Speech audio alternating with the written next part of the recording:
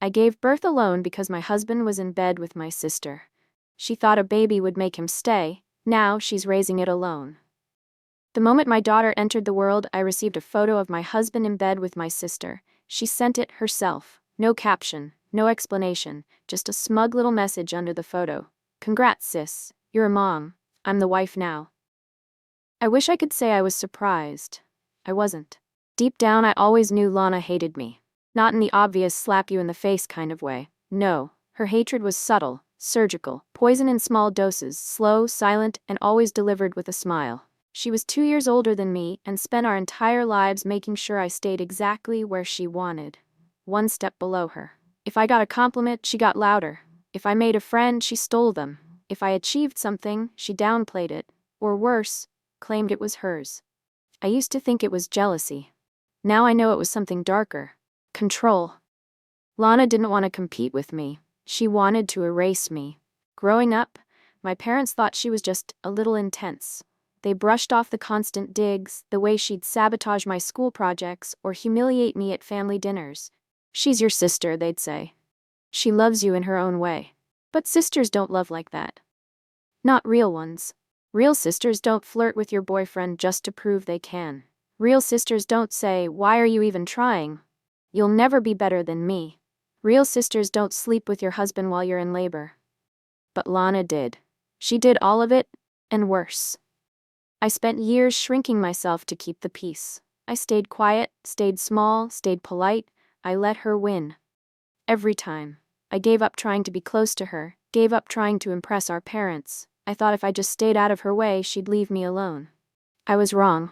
Because when I finally found someone who loved me, really loved me, Lana didn't just want to ruin it. She wanted to take it. And she did, at the worst possible moment of my life. Before everything fell apart, there was love. Real, honest, soul-shaking love. The kind I thought only existed in books until I met Nate. He wasn't flashy or smooth. He wasn't the kind of guy who walks into a room and demands attention. But the first time we talked, I felt seen. Not compared, not criticized, not overlooked, just seen. For someone who had spent her whole life being overshadowed, that feeling alone was intoxicating. We met during my final year of college. I was buried in coursework and part-time jobs, trying to prove to myself, and maybe to my parents, that I was worth something. Nate worked at the same campus coffee shop I escaped to every weekend. He remembered my order after 2 visits, smiled like it meant something, and asked questions like he actually cared. It was slow, sweet. We talked, we laughed, we shared playlists, and somehow, in between lectures and deadlines, we fell in love. For the first time in my life, I wasn't competing. I wasn't chasing approval. I was simply happy. With Nate, I could breathe. We moved in together a year after graduation. It wasn't glamorous, just a small apartment with mismatched furniture and a leaky faucet, but it was ours. We cooked dinner together, argued over Netflix shows, danced in the kitchen in our pajamas. Every day with him felt like reclaiming a part of myself I didn't know I'd lost. Of course, I introduced him to my family. I was nervous, not because of Nate, but because of Lana. At the time, she had just gotten out of a messy situationship with some guy who ghosted her after 2 months. So when she met Nate, she smiled a little too brightly, laughed a little too loud at his jokes, wore lipstick she never wore around family dinners. I noticed it, so did my mom, but we brushed it off. Because surely, no one would be that low. I told myself she was just being friendly, that maybe she was trying finally to connect. I wanted to believe that. But little things kept happening. Once, I found her texting Nate about a movie recommendation, one we'd watched together the night before. Another time, she showed up uninvited at our apartment with wine, saying she was in the neighborhood. Nate always brushed it off like it was nothing, and I didn't want to be the insecure girlfriend. I didn't want to admit I didn't trust my own sister, so I stayed quiet. We got married 2 years later. Small ceremony, just close friends and family. Lana RSVP'd no, claiming she had a work conflict, then posted photos of herself at a spa that same day with the caption, "Self-care is the real commitment." I was furious. My parents were embarrassed, but I told myself again that she didn't matter, that what Nate and I had was ours, and it was solid. When I found out I was pregnant, Nate cried. Actual tears. He held me like I was the only thing that existed in the world and whispered, "We're going to be a family." For a moment, all the years of pain, jealousy, and second-guessing melted away. I thought I had everything I ever wanted. I thought I'd finally built a life no one could ruin. I was wrong. Because while I was growing life inside me, my sister was quietly plotting how to destroy it. The day I gave birth was supposed to be the best day of my life. It was the day I'd been waiting for.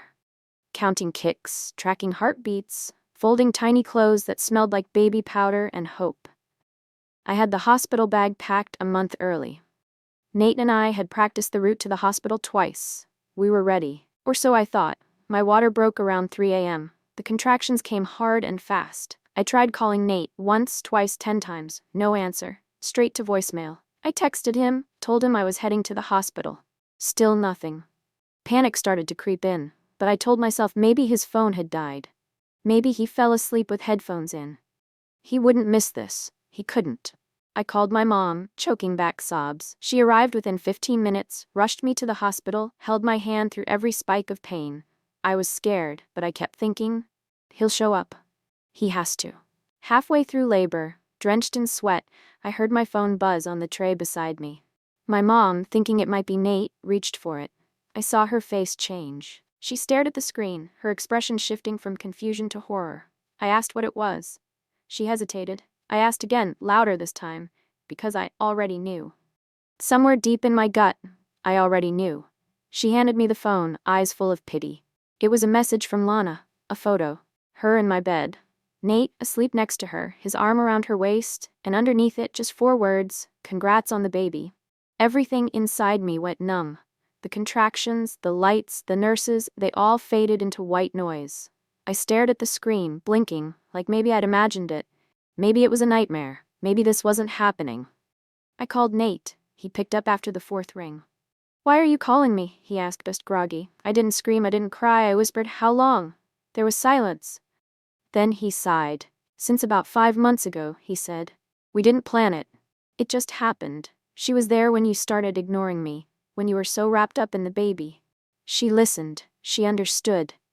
I started shaking. He continued, like he was explaining a missed dinner reservation. "We were going to wait until after the baby was born to tell you. But I guess you got tired of waiting." I hung up. Right then, the doctor told me to push. And I did. Through tears, through rage, through heartbreak so raw I could barely breathe. My daughter came into this world to the sound of her mother breaking. But she was healthy. Perfect. Screaming her tiny lungs out, full of life. And somehow, that kept me going. Holding her in my arms was the only thing that reminded me I was still alive. The days that followed were a blur. I told the hospital staff not to let Nate anywhere near me. My parents were devastated, angry, protective, heartbroken all at once. My mom cried holding her first grandchild. My dad cursed Nate's name and said he never wanted to see Lana again. As for Lana, she didn't even try to deny it. She sent another message 2 days later. "You were always too soft. He needed someone real." I didn't respond. I just stared at my baby girl sleeping beside me. And I made a promise, right there, in that sterile hospital room, that I would never let people like them break me again. They took my marriage, they tried to take my dignity, but they would not take me. Leaving the hospital, I wasn't the same person who had walked in. The woman who had hoped, trusted, believed in happy endings. She didn't make it out of that delivery room. The one who left had stitches, a newborn in her arms, and a shattered heart. But she also had fire. I had been broken, yes, but I wasn't going to stay broken. While Nate and Lana played house in whatever fantasy they'd built, I was meeting with a lawyer. I didn't wait. There was no begging, no second chances, no, "let's talk about it." He slept with my sister while I carried his child. That's not a mistake. That's a choice, and choices have consequences. The divorce process moved quickly. My lawyer was a godsend, sharp, relentless, and just angry enough on my behalf to make it personal. We had evidence, the messages, the photos, the timing. Nate tried to fight alimony, but the judge didn't buy his remorse act. I got primary custody of our daughter. He was granted supervised visitation only. I didn't trust him. Not with her, not with anything. At first, Nate didn't seem to care. He was living with Lana, posting pictures like they were some fairy tale couple. Fresh start, The captions read, "No more drama." The irony nearly made me laugh. I stayed silent. I didn't engage. Let them have their delusion. Until a month later, when everything started to unravel. Turns out, Lana wasn't exactly built for full-time commitment. While Nate was at work, she was out. And not just for coffee runs. Rumors started swirling. One of her exes messaged Nate directly, claiming Lana had reached out to catch up. Nate confronted her. She didn't deny it, just shrugged and said, "Maybe you should have stayed with your boring little wife."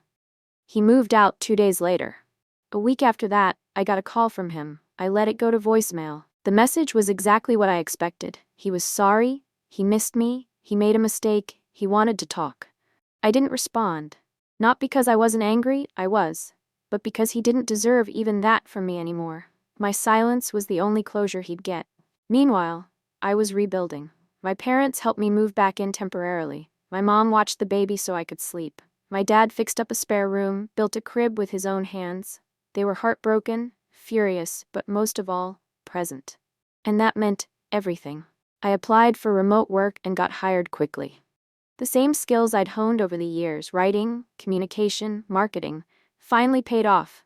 I was earning enough to support my daughter. It wasn't easy, but it was mine. Every late night feeding, every bill paid, every baby giggle, it was mine. Then came Lana's second surprise. One night, out of nowhere, I got a message from an unknown number. "I need to talk to you, please. It's important." I ignored it. A few hours later, another message. "I'm pregnant with Nate's baby." I stared at the screen for a long time. Then I laughed. Not out of joy, but the kind of hollow, tired laugh that comes when you're just done. She wanted sympathy. She wanted sisterhood. She'd sent me a photo of her and my husband while I was in labor. She broke up my family. And now, she was asking me to forgive her because she was about to become a mother? I replied with one word, "Congrats." And then I blocked her. After I blocked Lana's number, I thought that would be the end of it. But people like her don't go away quietly. Especially not when their little fairy tale starts falling apart. A few days later, my mom sat me down. She looked tired, like she'd aged 5 years in a week. Apparently, Lana had reached out to her, again, crying, saying she had no one, that Nate had turned cold and wanted nothing to do with the baby, that she was scared to do this alone. "He says it wasn't supposed to be serious," Lana had told my mom. "He said I tricked him." For a moment, just a moment, I saw pain flicker across my mom's face. Not for Lana, but for the grandchild she hadn't asked for. A child born out of betrayal, tangled in a mess of choices no baby deserved to be dragged into. "I'm not asking you to forgive her," my mom said carefully. "But I need you to know what's happening." I nodded. I understood. She wasn't choosing sides. She was just caught in the middle. A grandmother torn between 2 daughters, one who'd always been kind and one who couldn't stop burning bridges. My dad, on the other hand, wanted nothing to do with it. "She made her bed," he said flatly. "Now let her lie in it." And lie in it she did. I heard bits and pieces through mutual acquaintances and old friends. Lana was alone. She moved into a small rental far from the city. No job, no support system, no Nate. He'd cut her off completely, refused to acknowledge the child as his. Rumor had it he even took a paternity test, just to be sure. He was, and he still walked away. She tried getting back in touch with me one more time, not to apologize, not really, but to plead. "You know what it's like to be a single mom," she wrote. "I didn't mean to hurt you. I thought he loved me." And maybe he did, for a moment. But love built on betrayal doesn't last, it festers. I didn't reply. I didn't need to. She had already said everything in that photo she sent the day I gave birth. That was her legacy now. She'd lost our parents. She'd lost her perfect man. And now she was about to raise a child in the very loneliness she tried to dump on me. Meanwhile, I was healing. Slowly, quietly. Therapy helped. So did late-night baby cuddles, the soft weight of my daughter's breath against my skin, the gentle hum of cartoons in the background while I answered emails. My life wasn't glamorous, but it was honest. I wasn't chasing redemption. I didn't need revenge. Watching Lana unravel was never the goal, but I won't pretend it wasn't satisfying.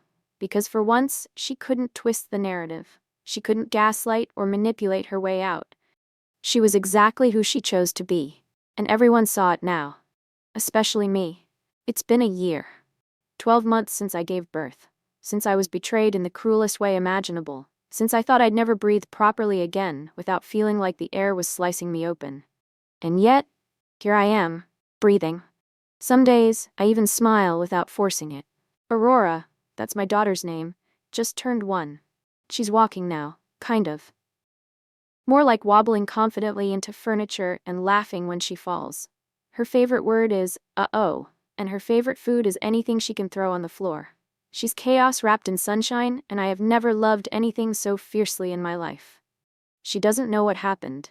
She doesn't know how many nights I cried while rocking her to sleep, or how many times I had to fake being okay just to keep going. All she knows is that I'm there. Every morning, every night, every scraped knee and silly song. I am her safe place. And she is mine. Nate still sends child support. Nothing more. No calls, no visits. He stopped trying after the court denied his request for unsupervised visitation. I don't hate him anymore. I don't anything him. He's just gone. A ghost of a man who made his choices, and now lives in the aftermath of them. Lana gave birth a few months ago. A boy. I don't know his name. I haven't seen him. My mom went once, brought diapers and left. My dad still hasn't spoken to her. She sends messages sometimes. I don't read them. Forgiveness, I've learned, isn't something you owe people just because they're sorry, or because they say they are. Forgiveness is for you, and sometimes, the most powerful version of it is silence. I don't need her in my life to feel whole. I don't need her approval, her presence, her fake apologies. I have peace now. I earned it. I moved into a small place of my own. Nothing fancy, but it's ours. I painted the walls myself, built the crib, put up twinkly lights in the hallway. Aurora loves them. She claps every time we turn them on. I work from home, write freelance, and I'm finally doing what I love without walking on eggshells. No comparisons. No sabotage. Just me. Healing didn't come all at once. It wasn't dramatic or loud. It came in small moments. Washing dishes without crying. Laughing at a meme. Sleeping through the night. Saying my name out loud and not hearing hers in the back of my head. If you had told me a year ago that I would feel okay again, I wouldn't have believed you. But I do. I'm not just surviving anymore. I'm living.